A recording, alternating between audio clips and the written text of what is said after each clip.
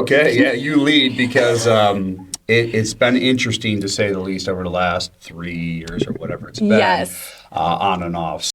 I want to actually first talk Yeah. about so far what your experience and what your take is when it comes to dating apps. Obviously, I'm no longer on a dating app. I've been in a relationship, but before it was one of those things where, because I was single for years, and I'd get on a dating app, and then I'd be like, I'm done, I can't take it, and then I'd log off after a week, and then after a couple months I'd try it out in the real world, or out in Yeah. the wild. Okay. And then I'd give up on being out in the wild, and then I'd get back on the app, and then I would quit again after Sure. another week because I'm like, I can't take this anymore.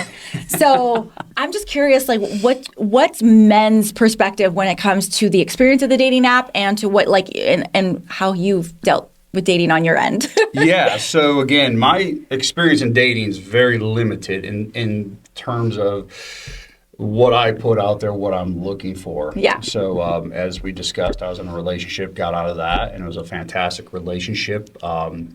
Fantastic person, just wasn't a lot of things, ethics, morals, values didn't align. It was a long distance relationship as well, so it just was not really where we both were in the same boat going forward. So prior to that, the dating app scene, and then currently for what I will say, did for research and again, just kind of getting back in. Yeah. The dating apps are atrocious.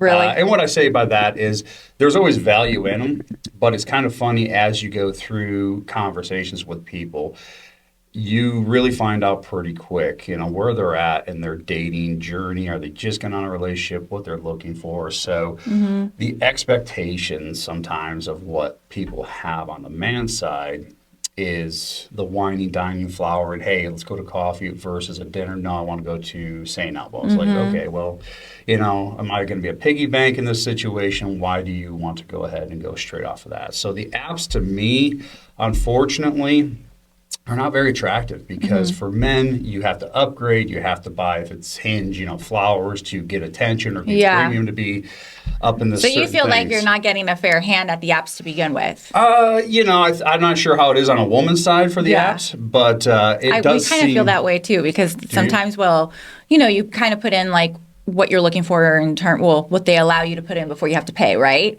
And then after that, you start getting people, and you're like, these are people I would never, ever even consider talking to.